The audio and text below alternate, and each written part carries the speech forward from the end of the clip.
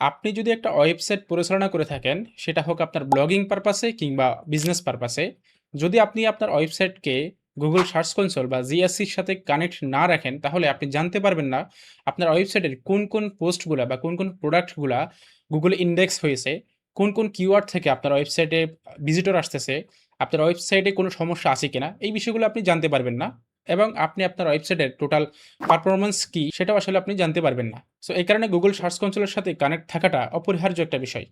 Google search console হলো গুগলের একটা ফ্রি টুলস, যেখানে আপনি যদি কানেক্ট থাকেন তাহলে আপনি আপনার ওয়েবসাইটের পারফরম্যান্সগুলো অ্যানালিসিস করতে পারবেন।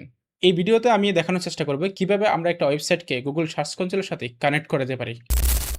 সো গুগল সার্চ কনসোলের সাথে একটা ওয়েবসাইটকে কানেক্ট করানোর জন্য আমাদেরকে প্রথমে যে কোনো একটা ব্রাউজারে চলে যেতে হবে অ্যান্ড এরপরে সেখানে টাইপ করতে হবে গুগল সার্চ কনসোল।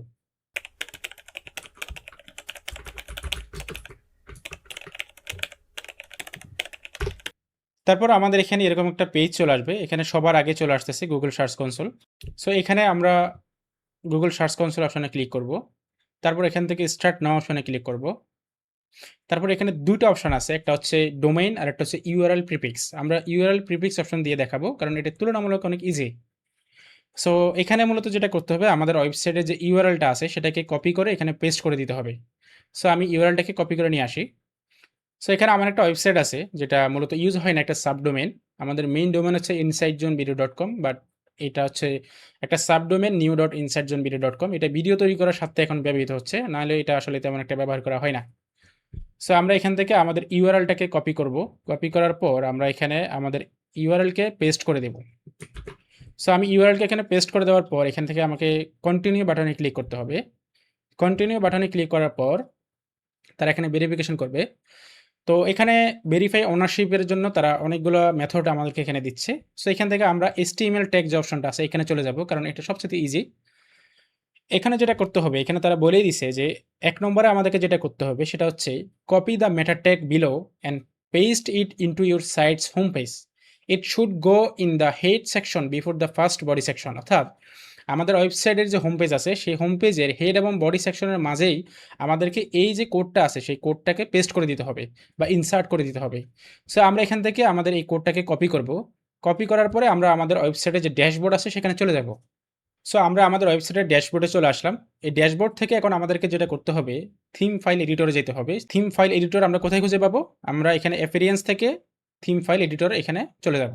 সো এখানে একটা কথা বলে রাখা ভালো যে অনেকেই এই ধরনের কোডগুলোকে ইনসার্ট করার জন্য বিভিন্ন প্লাগইন ব্যবহার করে থাকেন।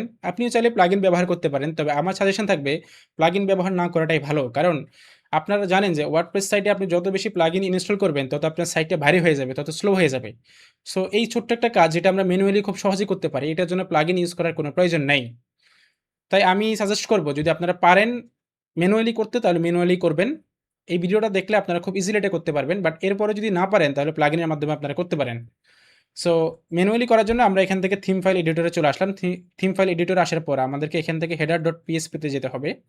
এই যে দেখতে পাচ্ছেন যে থিম header.php, আমরা এখানে চলে যাব। এখানে চলে যাওয়ার পরে এখানে আমাদেরকে এই কোডটাকে ইনসার্ট করে দিতে হবে।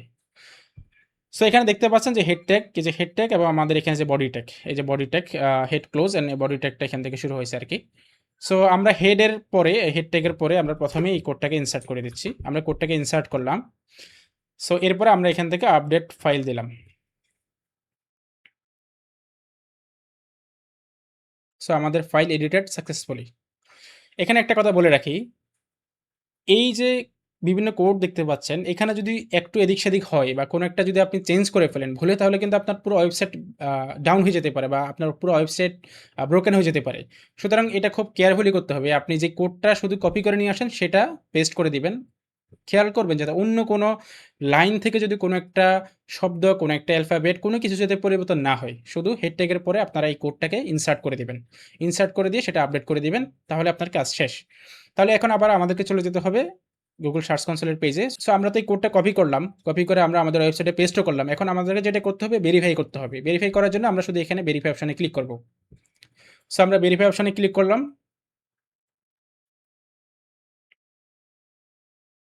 এই যে আমাদের ওনারশিপ ভেরিফাইড হয়ে গিয়েছে।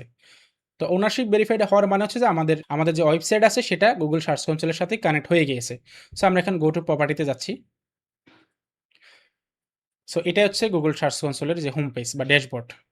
তো এখানে আসলে এখন কোনো ডেটা আমরা দেখতে পাবো না। কারণ এটা তো মাত্রই আমরা কানেক্ট করলাম। তো আমি আপনাদেরকে আমার যে মেইন যে ওয়েবসাইট আছে, সেটার Google সার্চ কনসোলের যে পেজ, সেখানে গিয়ে আপনাদেরকে দেখাচ্ছে যে কিভাবে এটা কাজ করে। সো এটা হচ্ছে আমাদের মেইন ওয়েবসাইটের Google সার্চ কনসোল insightzoneBD.com।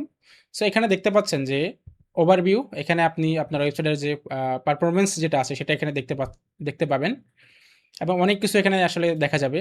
তো এখান থেকে আপনি আরো বিস্তারিত দেখতে পাবেন এখানে ক্লিক করে। সো দেখেন আমার এখানে গত ৩ মাসে কতটা ক্লিক এসেছে এবং কতটা ইমপ্রেশন হয়েছে সেটা এখানে দেখা যাচ্ছে এবং কোন কিওয়ার্ডের থেকে আমার ওয়েবসাইটে ভিজিটর আসতেছে সেটাও এখানে দেখা যাচ্ছে। এরপর এখান থেকে আমরা দেখতে পাবো আমাদের ওয়েবসাইটে যে কোনো প্রোডাক্ট বা যে কোনো ব্লগ সেটা গুগলে ইনডেক্স হয়েছে কিনা সেটাও আমরা এখান থেকে চেক করতে পারবো। যেমন সেটা চেক করার জন্য আপনারা হচ্ছে এখানে চলে আসবেন। এখানে আসার পরে এখানে আপনাদের ওয়েবসাইটে যে কোনো একটা লেখা আপনারা কপি করে এখানে পেস্ট করে দিবেন। তো আমি দেখাচ্ছি কিভাবে করবেন এটা। আমি এখানে ইনসাইট জোন লিখে সার্চ দিচ্ছি। সো আমাদের ওয়েবসাইট এটাই। আমাদের ওয়েবসাইটে যেকোনো একটা লেখা আমি এখানে কপি করতেছি। যেমন ইসলামিকি যুক্তিচর্চা হারাম, এই ধরনের একটা লেখা আমি এটা কপি করলাম। এই ওয়েবসাইটের ইউআরএলটাকে কপি করলাম। কপি করার পরে আমি হচ্ছে যে এখানে এটা পেস্ট করে দিব। সো পেস্ট করে দেওয়ার পরে আমি এন্টার প্রেস করলাম। সো এখানে দেখতে পাচ্ছেন ইউআরএল ইজ অন গুগল, মানে আমাদের এই ইউআরএলটা বা এই লেখাটা, এই ব্লগটা আমাদের গুগলে ইনডেক্স হয়ে গিয়েছে। তো এভাবে আপনি অনেক কিছু দেখতে পাবেন। যদি কোনো লেখা যদি ইনডেক্স না হয়, তাহলে আপনি এখানে চেক করে দেখতে পারবেন। আবার হচ্ছে অনেকগুলো সমস্যা হয় যেগুলো হচ্ছে যে এই নোটিফিকেশনের মাধ্যমে চলে আসে। সো Google যদি কোনো সমস্যা খুঁজে পায় আপনার ওয়েবসাইটে, সেটাও কিন্তু আপনাকে এই Google সার্চ কনসোলের মাধ্যমে জানিয়ে দিবে। অ্যান্ড আপনি এগুলো সমাধানও করতে পারবেন এখান থেকে। সো এই কারণেই Google সার্চ কনসোল যদি আপনি ইউজ না করেন, তাহলে আপনি আসলে আপনার ওয়েবসাইটটাকে প্রপারলি মেইনটেইন করতে পারবেন না। সুতরাং অবশ্যই আপনাকে Google সার্চ কনসোল কানেক্ট করতে হবে।